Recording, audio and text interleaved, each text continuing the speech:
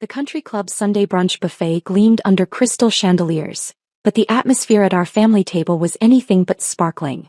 I sat in my simple black dress, Target not designer, watching my family dissect my life choices with the precision of surgeons and the compassion of tax auditors.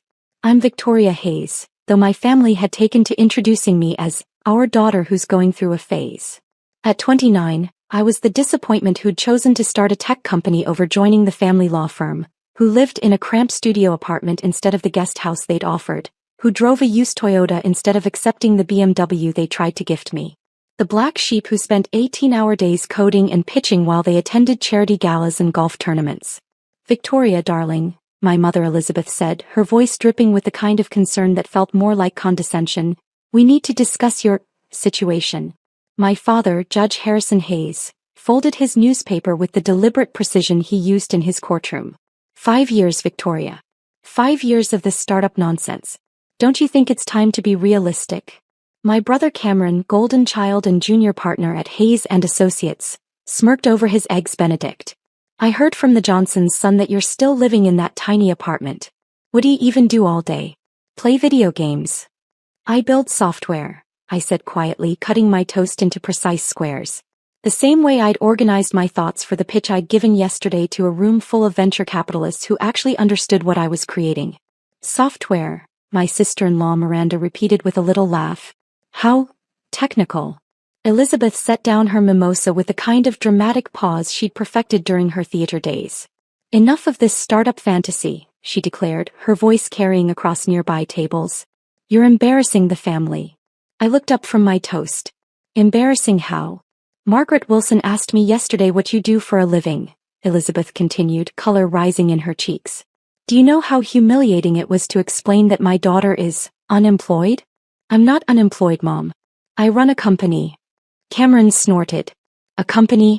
You mean that thing you do on your laptop? Come on, Vic, Mom's right. This has gone on long enough." Dad leaned forward, using his judge voice. "We've been patient, Victoria. More than patient. But you're nearly 30 years old. It's time to grow up and join the real world." "The partnership track is still open," Cameron added helpfully. "Dad can make some calls. You could start as an associate, work your way up. Steady income, benefits, respectability." Miranda nodded enthusiastically. "And think about your future family. You can't raise children on startup dreams." I took a sip of orange juice, noting how they'd all coordinated this intervention. Probably planned it over their weekly family dinner, the one I'd stopped attending months ago when these conversations became unbearable. "What exactly do you think I do all day?" I asked calmly. Elizabeth waved her hand dismissively. "I'm sure you try very hard, dear. But this whole entrepreneur thing is just fantasy. Real businesses require real capital, real experience, real connections. You can't just make something successful by wishing it so. Maybe if you'd gone to business school instead of dropping out of law school," Dad added, "you'd understand how the business world actually works." I almost laughed. If only they knew about the meetings I'd been taking, the investors who'd been circling, the acquisition offers I'd been fielding. About the company that had grown from my cramped apartment to occupying 3 floors of a downtown office building. "You know what Margaret Wilson's daughter does?" Elizabeth continued. "She's a federal prosecutor. A real job with real impact. Not playing around with computers." My phone buzzed against the table.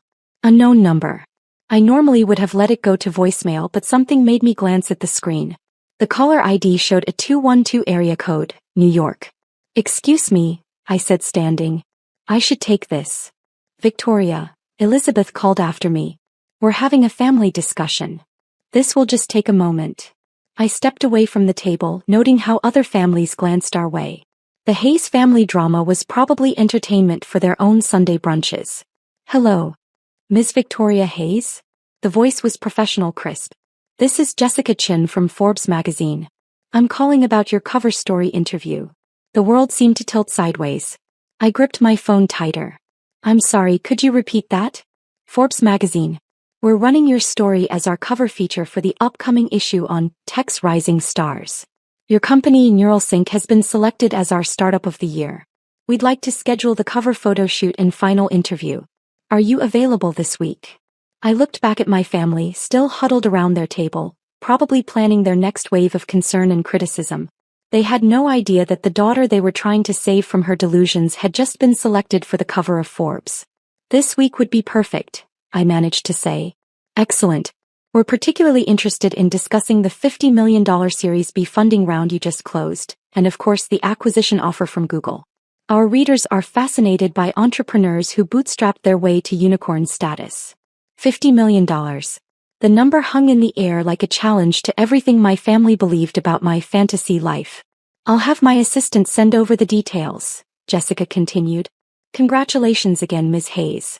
Your story is exactly the kind of inspiration our readers love." "Thank you," I said, my voice surprisingly steady. I ended the call and stood there for a moment, watching my family through the restaurant's windows. They were animated now, probably discussing how to stage their next intervention. How to save me from myself. I walked back to the table, slipping my phone into my purse. They looked up expectantly, like parents waiting for a child to confess some misdeed. "Important call?" Cameron asked with obvious sarcasm. "You could say that." Elizabeth leaned forward. "Victoria, we're trying to help you. This resistance to reality isn't healthy." "What do you consider reality, Mom?" "Real success," she said firmly. "Financial stability. Professional recognition. The kind of achievements that matter." Dad nodded. "Your mother's right. Success isn't about chasing dreams. It's about building something substantial, something respectable." "Like Forbes magazine?" I asked innocently. Miranda laughed. "Well, yes. That's exactly the kind of recognition that matters. If you could get your little computer hobby featured in Forbes, that would be something." "Interesting you should mention that." Cameron raised an eyebrow. "Don't tell me you applied for some entrepreneur contest." "Actually," I said, sitting back down and placing my phone on the table, "that was Forbes calling about my cover story." The silence that followed was absolute. Elizabeth's coffee cup froze halfway to her lips. Dad's newspaper crumpled in his grip. Cameron's smirk melted like ice in summer heat. "Cover story?" Elizabeth whispered. "For what?" Dad demanded. I pulled up the Forbes website on my phone, scrolling to the announcement that had gone live that morning. Tech's Rising Stars issue. NeuralSync was selected as Startup of the Year. The phone screen showed my company's logo alongside the headline, "From Dorm Room to $500 million. The Victoria Hayes Success Story." Cameron grabbed the phone, his eyes scanning the article. His face went from confused to pale to something approaching gray. $500 million? He croaked. "Valuation," I corrected. "Though the acquisition offers have been higher." Elizabeth's coffee cup slipped from her fingers, shattering against the marble floor. The sound drew stares from every table in the restaurant, but for once she didn't seem to care about appearances. "Acquisition offers?" Dad's judge voice had become a whisper. "Google's been persistent," I said calmly. "Though I'm more interested in the partnership Tesla proposed. Better alignment with our technology's potential." Miranda was staring at me like I'd grown a second head. "Tesla? As in Elon Musk's Tesla?" "The very same. Our neural interface technology has applications they're interested in exploring." Cameron was still scrolling through the article, his face getting paler with each paragraph. "It says here you started the company with $5,000. "My savings from tutoring in college," I confirmed. "Though the Series B funding round just closed at $50 million. $50 million, Elizabeth repeated faintly. "The A round was $12 million, I added helpfully. "I probably should have mentioned it, but you seem so concerned about my lack of real income." Dad found his voice. "Victoria, how long have you been successful? Depends how you define success. If you mean profitable, about 2 years. If you mean industry recognition, 18 months. If you mean life-changing wealth." I paused, watching their faces. "About 6 months." The maitre d' appeared with staff to clean up Elizabeth's broken cup, shooting disapproving glances at our table. Other diners were openly staring now, trying to piece together what had caused such a dramatic scene. "Why didn't you tell us?" Cameron asked, his voice hollow. I considered the question carefully. Would you have believed me? Or would you have accused me of fantasizing again? The truth sat between us like an uninvited guest. "Besides," I continued, "I tried to share my progress early on. Remember when I got my first investor meeting? You said I was being naive. When I signed my first major client, Dad told me not to get my hopes up. When TechCrunch wrote about us, Mom said she hoped I wouldn't let it go to my head. They had the grace to look ashamed." Elizabeth found her voice. But you live in that tiny apartment. By choice. It's 3 blocks from my office. Walking to work gives me time to think. And the car? Dad asked weakly. The Toyota. Reliable, efficient, low profile. I've had enough attention from investors. I don't need more from car thieves. Miranda was staring at me with new eyes. How many employees do you have? 47, I said. Though we're hiring aggressively. The Forbes article will probably bring more applications than we can handle. Cameron set down my phone with trembling hands. The Johnson's son, he said you were struggling. The Johnson's son works for our competitor. He knows exactly how well we're doing. I smiled slightly. Though his company's market share has been declining since our launch. Victoria, Elizabeth said slowly, are you rich? That depends on your definition. If you mean can I afford this restaurant? Yes. Can I buy this country club? Also yes. Can I afford to never work again? Probably, though I enjoy what I do too much to stop. The silence stretched between us, heavy with years of misunderstanding and missed opportunities. The cover story, Dad said finally. When does it come out? Next week. Jessica mentioned they're particularly interested in the bootstrapping story. Apparently, starting a unicorn company with $5,000 and no family money is unusual in Silicon Valley. Elizabeth winced. No family money. I never asked for family money, I reminded her gently. You made it very clear that supporting my fantasy would be enabling bad decision-making. Cameron cleared his throat. About the partnership at the firm. Still not interested, I said. Though I appreciate the offer. But we could. He struggled to find words. We could work together. I studied my brother's face, seeing calculation behind his confusion. Work together how? Legal counsel, he said quickly. A company your size must need legal representation. Corporate law, intellectual property, contracts. We do, I agreed. We work with Wilson, Crane and Associates in San Francisco. They specialize in tech companies. Dad leaned forward. We could handle your needs just as well. Better even. We're family. There was the word they'd been avoiding for 5 years of criticism and concern. Now that they'd discovered I was successful, we were family again. Dad, I said gently, you practice criminal law and personal injury. Cameron does estate planning and real estate. Neither of you knows anything about technology law or venture capital regulations. We could learn, Elizabeth said quickly. I'm sure you could. But why would I fire lawyers who helped me build a $500 million company to hire lawyers who spent 5 years telling me I was wasting my time? The question hung in the air like a challenge. My phone buzzed again. This time I recognized the number. My CFO. Excuse me, I said answering. Hey Marcus. Victoria, have you seen the Forbes announcement? Our website crashed from traffic. We've had 17 acquisition inquiries since this morning. Expected, I said, watching my family's faces as they processed this new information. Any serious offers? 3. All above our target range. Want me to set up calls for tomorrow? Tuesday would be better. I have the Forbes photo shoot Monday. Got it. Oh, and congratulations on the cover. Well deserved.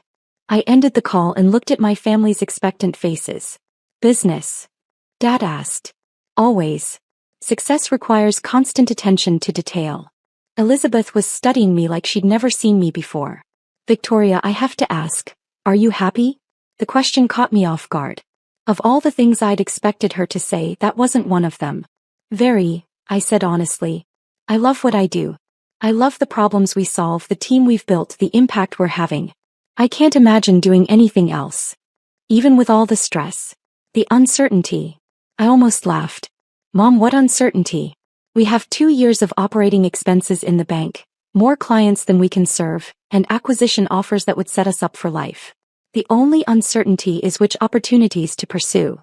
Cameron was still staring at my phone like it might reveal more secrets.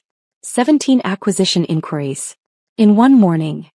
The Forbes effect, I explained. Though we've been getting unsolicited offers for months. Success attracts attention. Miranda finally spoke. Victoria, I owe you an apology. We all do. I studied her face, looking for genuine remorse versus social calculation. She seemed sincere, but then again $50 million had a way of making people seem sincere. Apology for what, exactly? For not believing in you. For not supporting you. For thinking we knew better. For calling it a fantasy, Elizabeth added quietly. For suggesting you were embarrassing the family, Dad said, his voice heavy with shame. Cameron nodded. For treating you like you didn't know what you were doing. I considered their words carefully. These were the same people who'd spent 5 years dismissing my dreams, questioning my choices, and suggesting I needed to be more realistic. Now that they'd discovered I was worth more than all of them combined, they wanted to apologize. I appreciate that, I said finally. But apologies are just words. The real question is whether you've learned anything from this experience. What do you mean? Elizabeth asked. I mean, do you understand why I stopped coming to family dinners? Why I didn't share my successes with you? Why I kept my distance from all your advice and concern? They exchanged glances, the kind of silent family communication that comes from years of shared experiences. Because we weren't really trying to help you, Dad said slowly. We were trying to make you into what we thought you should be. Because we couldn't see past our own definitions of success, Cameron added. Because we were more concerned with how your choices reflected on us than with whether they were right for you, Elizabeth finished. I nodded. And we were wrong, Miranda said simply. About everything. The waiter appeared, probably wondering if we were planning to order more food or just continue occupying the table through the lunch rush. I glanced around, noticing that several other families had been seated and served while we'd been having our revelation. I should go, I said standing. I have calls to make about those acquisition offers. Victoria, wait, Elizabeth called. Could we start over? Maybe have dinner this week? Just family. I paused, considering the offer. What would be different? Everything, she said quickly. We want to learn about your work, your company, your life. Really learn, not just judge. No more suggestions about joining the law firm? Cameron raised his hand. Never again. No more concern about my living situation or lifestyle choices? Only supportive interest, Dad promised. No more comments about embarrassing the family? Elizabeth's face reddened. I can't believe I said that. I'm mortified. I looked around the table at their expectant faces. These were the same people who'd spent 5 years making me feel like a failure, but they were also my family. And according to the Forbes article, forgiveness was one of the traits that had contributed to my success.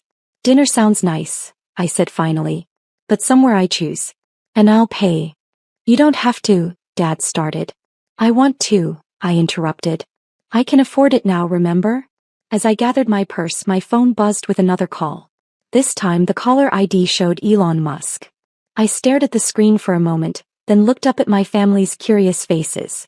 I really do need to take this, I said apologetically. Is that? Cameron started. The Tesla partnership we discussed? Yes. I answered the call as I walked away from the table. Hello, Mr. Musk. Victoria. Congratulations on the Forbes cover. Well deserved. Are you ready to change the world? Behind me, I could hear Elizabeth asking the waiter for another coffee cup and a towel to clean up the mess.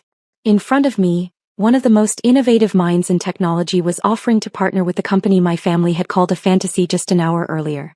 Always ready, I replied, pushing through the country club's doors into the bright afternoon sunlight. Sometimes the best revenge isn't proving people wrong. It's proving yourself right so thoroughly that they have no choice but to recognize what they missed while they were busy looking down on you. As I walked to my reliable Toyota, already planning my conversation with Elon about neural interfaces and electric vehicles, I smiled. Tomorrow would bring the Forbes photo shoot, calls from acquisition-hungry companies, and probably more family members suddenly interested in rekindling our relationship. But today I had a world to change, one line of code at a time.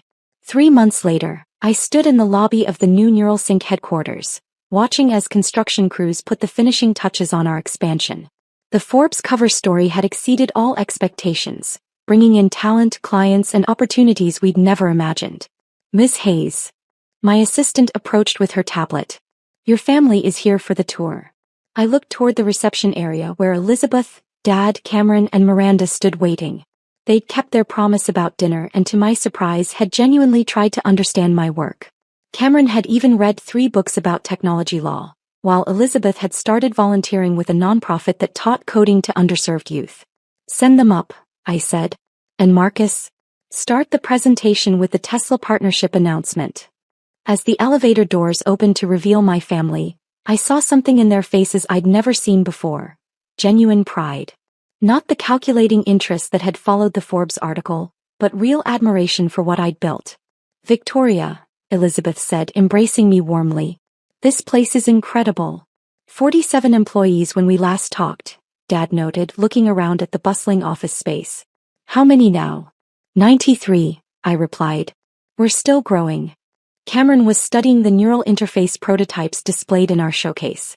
I've been reading about this technology. The applications are limitless. That's the idea, I agreed. Though we're starting with medical applications, helping paralyzed patients regain motor function. Miranda touched my arm. You're changing lives, Victoria. Real lives. As we walked through the office, I introduced them to my team, showed them our latest innovations, and explained the partnerships that were reshaping entire industries.